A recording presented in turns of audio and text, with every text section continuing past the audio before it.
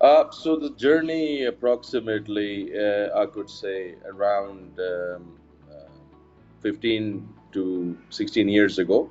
We started after my bachelor's in computer science. I did have like a lot of interest into the next level of technologies and how the security works around it and how the communication, networking, everything. So I built my background first into IT, infrastructure, technology, even in the software side, system admin, network side. I started giving solutions around it, and then I realized that obviously all these big solutions, right, at the end of the day, are a big investment from everybody's point of view, whether it's a customer, whether it's your employer, or anybody. And my real journey started with Dell computers. So over there, I got a lot of experience between different departments and the companies they were acquiring.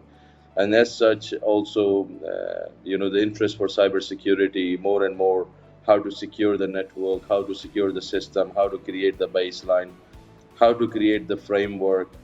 And then I get the opportunity to even shape a lot of companies' cybersecurity strategy, their organizations and stuff. So more and more my interest went into it, and EC Council was my first step towards cybersecurity professionally, to understand what is hacking, what a hacker does, how do we secure it, and obviously within the rules of engagement. And but over the years, I have done pen testing, I have done security consulting, I have supported customers across various journeys, whether they are going to modernize their entire infrastructure, especially in terms of how they're gonna do end-to-end services, but in a secure way. And that's why the pen test and the understanding of the fundamentals of security comes once you have a hands-on experience along with the theoretical background. So when I started looking into cybersecurity more closely, right, I had to choose between a, just a normal training to get the concepts and the hands-on experience, or go to people who are actually doing this ethically, professionally, right? I attended the Black Hat, I attended the RSA conferences, and there I spoke to a lot of cybersecurity experts, because this field you're always learning, right? And luckily, I have an opportunity where I was, as a part of Dell, I was a principal consultant in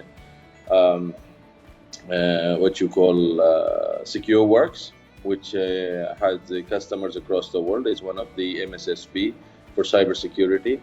And also as an Atos, if you understand the company name, which is a French IT services, I came there as a kind of leading the cybersecurity practice in the Middle East. And then eventually I became their GM and the CEO for Qatar. So basically, in that terms, when I was coming across all of these sites, I realized my choice about ethical hacking through EC Council actually fulfill all my later goals. So how did I get the attention of ethical hacking? Was after when I went to RSA conferences and talking to a lot of cybersecurity experts, and even visiting the SecureWorks headquarters in Atlanta in US. What I realized is you need a solid foundation. And then I compared the ethical hacking CEH course compared to GIAC and the other ones. And you guys had the more hands-on practical course with in-depth knowledge around what are the different stages an ethical hacker has to go through. And I had to trace back those steps in order to secure my clients. So that's why I chose the CEH. It benefited me a lot because when you deal with the term hacking, whenever you think cybersecurity, people think it's only hacking. It's not only hacking, right? And when it comes down to penetration testing, it's not just system, it's not just network. Every different part aspect, you need different kind of skill set. Whether you're breaking the encryption, whether you are just doing reconnaissance, whether you're doing phishing, whether you're doing network penetration test, whether you are doing system where you're compromising the AD or the lateral movement or the privilege escalation, all of this thing, right? If my concepts were not solid from the ethical hacking course, which I did with the CAH, right? I would not be able to help my clients because I had to rewrite the entire penetration testing frameworks for a couple of clients. I have to write their SOPs.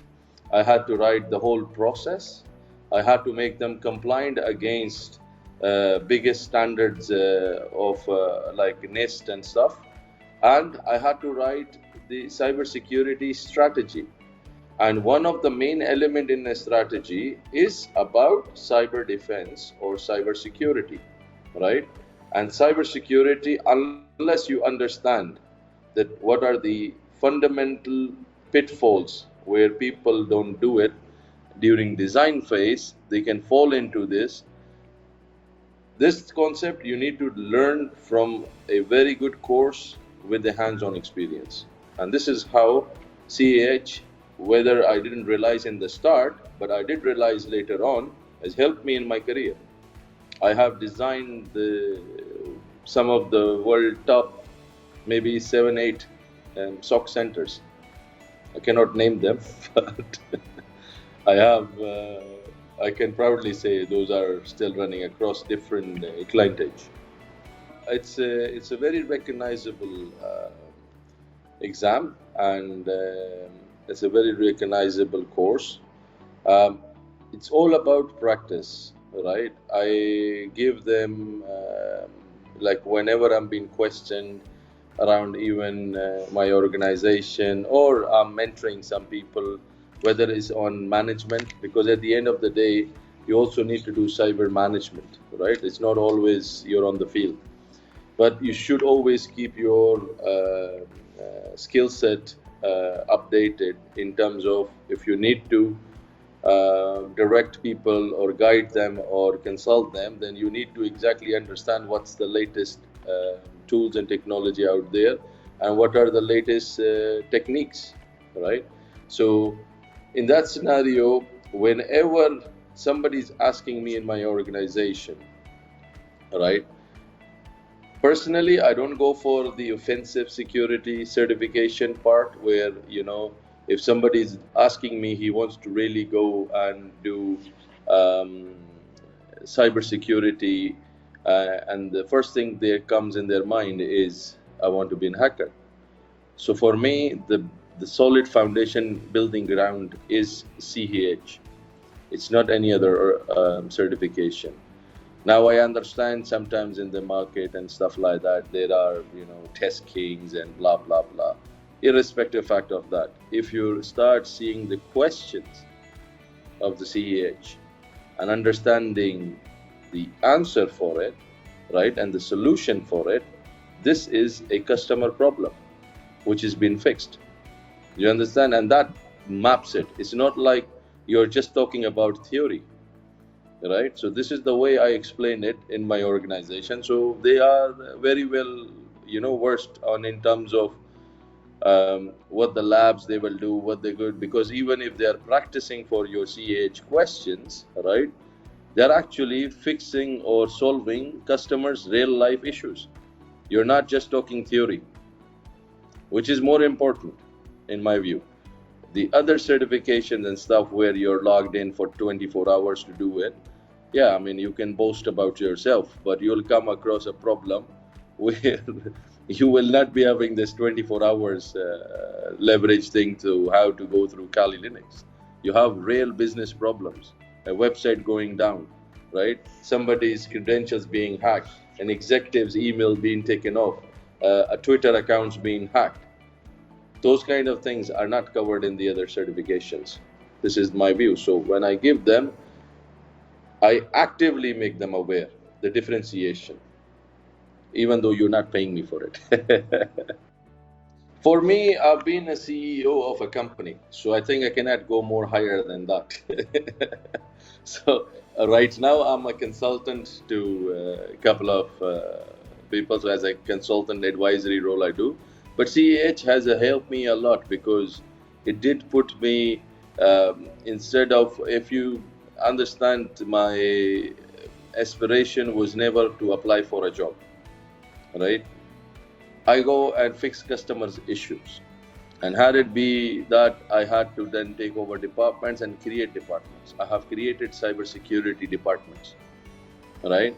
So in that scenario, CH, how it helped me, it solidified my concepts around it. Job, for sure, my job,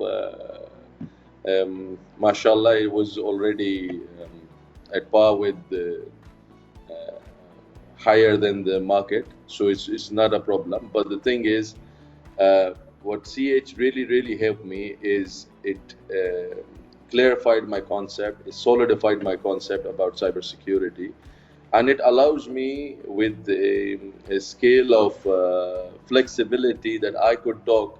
From example, I could say a cybersecurity in an IT environment or an operational technology environment, right? So I could go to IoT environment as well as talk about cybersecurity. And this is all because my foundation concepts around cybersecurity and how the ethical hacking or the hack starts, right? And what are the kill chain steps? All these has solidified through the ethical hacking course. The way CAH certification impacts is 2-3 things. Like, it makes you more confident on the topics, whether it's a cyber breach, it's a hack, it's information leakage. You know, in this scenario, when you have a solid concept with a solid certification, which is internationally recognized and well respected in the cybersecurity forums, right? Then that scenario, when you're talking, it supports you a lot with what you're talking about. It's in par with the concept, as well as the clients who are receiving your answers or the consultancy. They're understanding that this concept, what you're clarifying, it actually is real. It means something, right? So with the CAH, I think for me the impact has been massive, because I've been in a situation against different competition, right? And if it wasn't for CAH, then you will be surprised. A lot of customers, they are confused between the VA and the PT process. So your vulnerability assessment is not the same as your penetration testing, right? And because of this thing, it really impacted me, because I'm able to actually take the customers to the level to show them that the work you received from another company, for argument's sake, right? They only did the vulnerability scan. That's it. They never exploited. They don't know whether it's possible or not, or do they have false positives, right? But imagine those companies also bringing people across. So I'm assuming if your concepts are not clear, the certification is not good, you yourself is not confident about that subject, and you go in front of the client, then probably I would have accepted the VA as the penetration testing report. So this is the really, make or break, where the customers go, okay, you know what, you actually make sense. But then I have to show them what actual penetration test is. So what is ethical hacking? Not vulnerability. Vulnerability assessment, you can get any amateur just to put an IP address, click the Nessus or any Nexpose or Rapid7 vulnerability scanner, and that's it. It'll give you a report. That's not penetration testing. Yeah, I've been doing a lot of helping out in terms of people securing, whether it's my family, neighbors, community, as well as even my workplace. You know, not everybody, and even in my previous company where I was the boss, you have to make an awareness, you know, security awareness courses. So CH has helped me with these topics and concepts to show them why, you know, changing of a password, why a hacker can do like this, why a phishing email needs to be avoided, why you shouldn't click the links. So all of these things, right, with certain examples from CH exams and stuff, I have given that like as awareness courses. I've developed things for them. So yes, the skill set I have learned from, you know, as a CAH, I have given back to the community, as well as now I'm thinking of making like a small training courses for the young minds, the small kids, like up till 14 years old, right? Anywhere from 10 to 14 years old for, you know, coding and ethical hacking kind of cybersecurity point of view. So this is an idea. I'm thinking to build that. So as it's, you know, the more we become a connected society, people need to protect their identity, their profile, their data and stuff. And these things will help them once you have more awareness around cybersecurity. I wouldn't say the favorite part is one, the whole certification process, right? The way you're delivering the concepts on the presentation, right? There is no marketing jargons there, like, you know, it's a straight through, which is very good because, you know, with the limited span of time people have per day, right? At least the concepts, you know, you're not going through pages and pages to understand, you know, the concepts where what means what we need to do, right? Plus the labs are very important, and I think they're still my favorite part. And if you guys can still allow me more labs, it'll be good. I think because my step into cybersecurity, right, as a concept wise, where I was doing the CISSP and the CISA and the SISM part, because my role involved from management into technology into cybersecurity, right? So hopefully my doctorate will be in management leadership for cybersecurity. But the thing is, the the credit I will give to CH is, see, whenever you see a big building, right, you're looking and accepting the building, but you need to understand it's because of the foundation, right? The building is still standing. So my foundation concepts were very solidified with the CH. So I always give credit that, you know, if I'm in cybersecurity successful, right? Whether you know, I cannot put a percentage, but my foundation in cybersecurity, there is a big hand of CH certification for it.